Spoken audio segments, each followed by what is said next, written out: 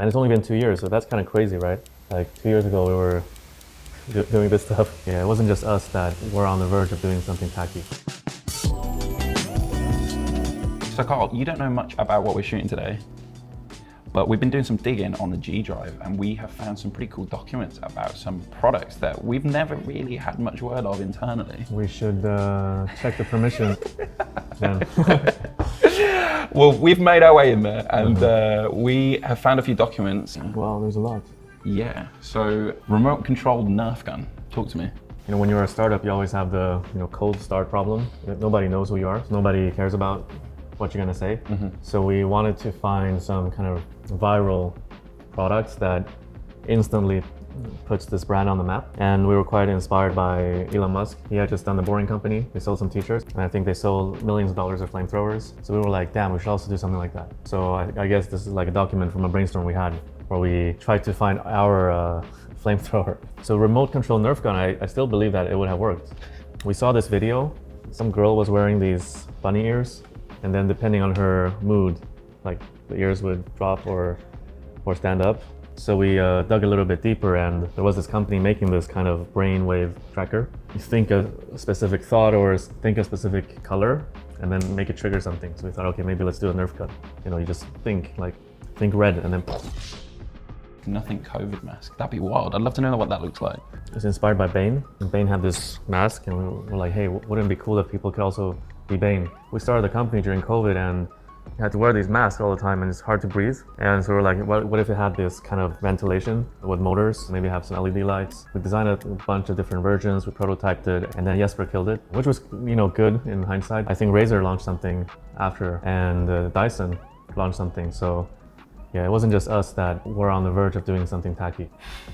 Good memories. We're so much more like a real company now. Like we know what we're doing. Here we're just kind of scrambling and bumping into the walls and making a bunch of mistakes. Everything we do today is really tight. It's very nothing, so to speak. And it's only been 2 years, so that's kind of crazy, right? Like 2 years ago we were doing this stuff. So bro, next one, Dragon Ball Z cloud-like hoverboard scooter. Talk to me. Yeah, this is still pretty cool, I think. You know, there's a Casey Neistat video where he's Aladdin. He's got this electric Yeah, I know that one. Isn't he on like a boosted board? Boosted board, and then he put the carpet on top of it. So we were inspired by that. What if you could like have something like a boosted board and it looks like you were on a cloud just skating through the city, And it would be really cool. It'd be super sick. Yeah, hopefully you don't let this one dream die. Maybe somebody that sees this video can go and make that. Big fan of Dragon Ball or? Naruto and Pokemon are probably my favorites, but I had a period with Dragon Ball as well. Next one, we got like a smart wearable. What are wearables looking like for Nothing? Smartwatches haven't really taken off beyond the Apple Watch. So if you're getting notifications on your computer and then you get it on your phone and then you get it on your watch, like why? Today with the design team, we talked about calm computing or calm technology. I think that's where we want to head. How do we remove technology, allowing you to be yourself, get back to your day-to-day life instead of being always on the screen. The wearables feels like the opposite. So I guess Whoop is quite interesting with no screen. I think Aura Ring is quite interesting, no screen. But what would be our kind of unique take on that? I don't know. It's exciting. It will be once we do something. Yeah. So ladies and gents, Carl's ears are open. Let us know in the comments, wearables, what have you guys got? So obviously quite a hot topic right now. What do you think of the Apple Watch Ultra? I'm trying to think of something nice to say, but it's quite a niche product, I suppose. I think maybe it's like this kind of ease of mind. Like, know that you have it even though you don't use it. Like when you buy a really powerful car, you know that you have all the power, although normally on the street you can never drive at the full speed. I think it might be that kind of psychology. I guess it's like just putting more stuff out there to see what works. So Carl, this was 2 years ago.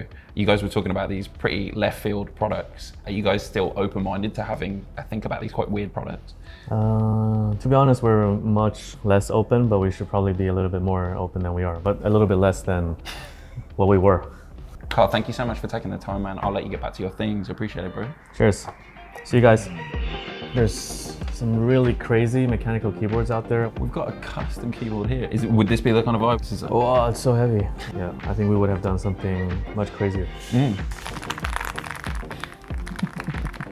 It's so heavy, you can't even pick it up. Let's get it out of here. There we go. All right.